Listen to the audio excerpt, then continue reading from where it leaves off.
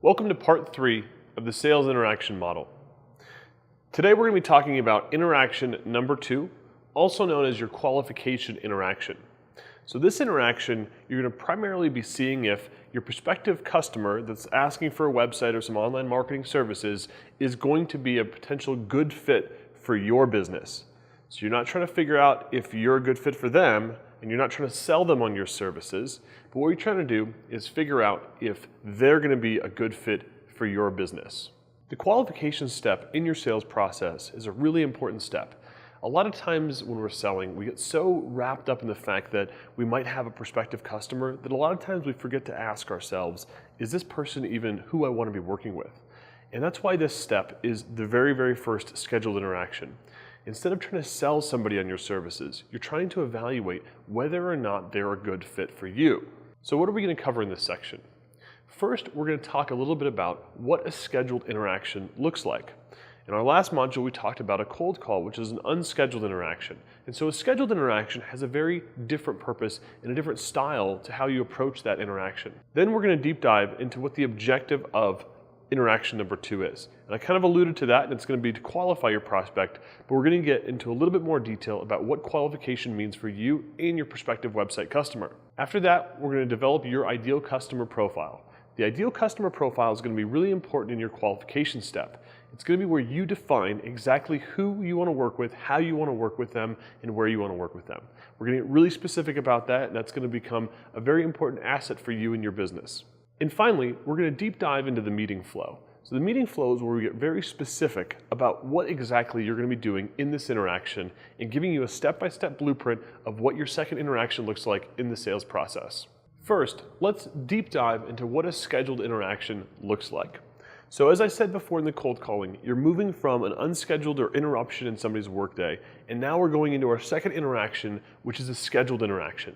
But what exactly is a scheduled interaction?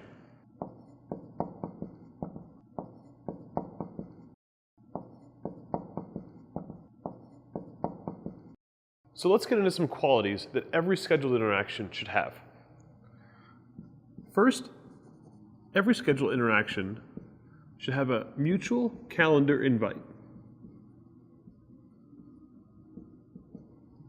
So if you use a program like Apple's iCalendar or Microsoft Outlook or Google Apps, typically you probably run your schedule with some type of calendar. Now, mutual calendar invites are really useful because you can make sure that that event is accepted and on your prospect's calendar. When something gets on the calendar, people start to anticipate it and they start to plan for it. So whenever you schedule your first interaction, always make sure that part of that process is to send a mutual calendar invite and get that accepted prior to your interaction. The second thing, and I mentioned this in cold calling, is typically you want to make sure your scheduled interaction is 2 to 3 days out from your first interaction. This is going to give you a little bit of buffer between your cold call and your first interaction, and this will typically be the same rule that you keep for every single one of your scheduled meetings. You want to create a 2 to 3 day buffer to allow yourself some time to prepare and to build a level of anticipation for your meetings with your prospects. And 3, you're always going to want to have a stated agenda.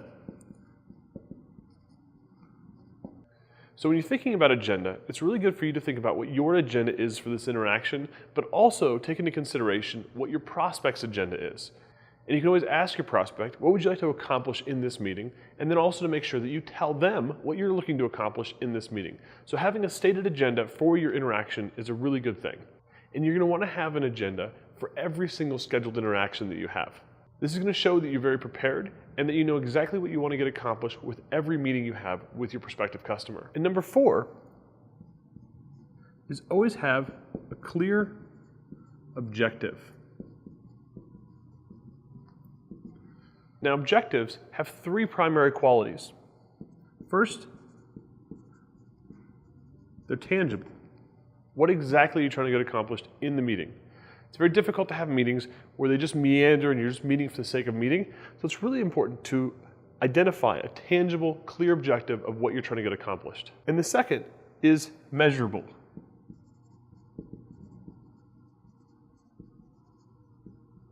Is your objective something that you can actually reach and obtain? Are there specific questions and concerns that you're trying to get answered?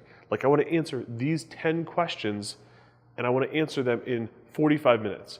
Or I want to address their top 6 concerns in this much time. So part of your meetings is creating a clear objective and making sure that those results are tangible and they're measurable.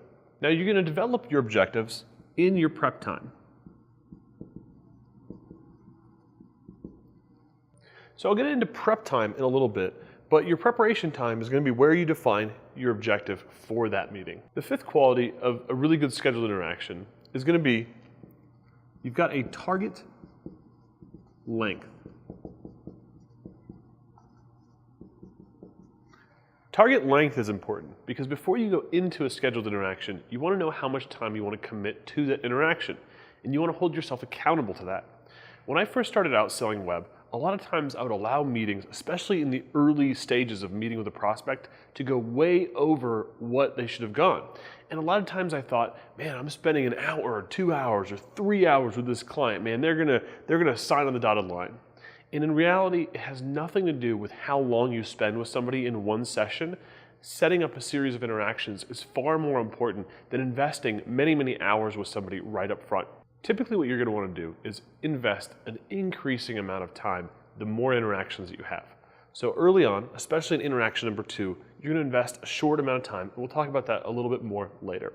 But the idea is that you have a target length for each one of your scheduled interactions. The 6th thing that you need to keep in mind in your scheduled interactions is preparation time.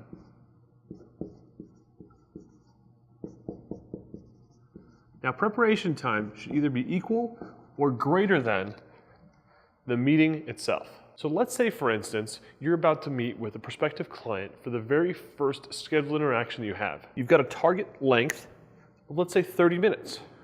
Well, typical rule of thumb is to say you should be preparing for that meeting for about 30 minutes, at least. Being well prepared for your sales meetings is a really good indicator of how you're going to do for the rest of the project with the customer. So customers really like to see preparation. Now, you don't have to present all of your preparation to a customer, but customers do see it, and it's kind of a subliminal notice that you actually took the time to prepare for a meeting.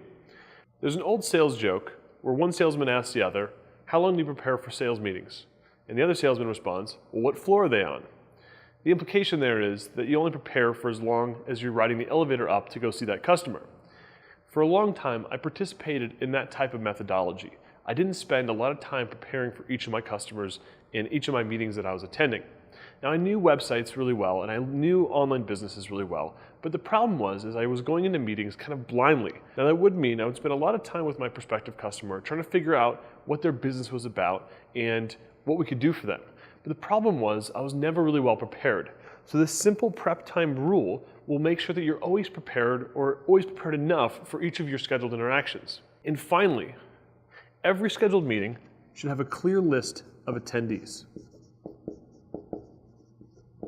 You should know exactly who should be in that meeting. Oftentimes, I would schedule meetings with prospective customers, and I'd actually show up at the meeting and I'd realize that my meeting was scheduled with the front desk person or an assistant, a person that really doesn't know the business inside and out. And I would find myself having to schedule another meeting almost immediately because I didn't do my due diligence to know who the attendees should be on that meeting. So it's really important for you to identify who in the business should be playing a part in the website project and to make sure that they're going to be attending your meeting. If those people haven't explicitly said they're going to be in the meeting, it's always good to ask your prospect who should be attending the meeting. And if you can get those names and their positions ahead of time, that way it will help you in your research. That's always a good thing. Now, these are just some rules that I've developed for every scheduled interaction you have. The reason I'm going over them right now is because you're in your first scheduled interaction, which is qualification. So let's deep dive into what qualification is all about.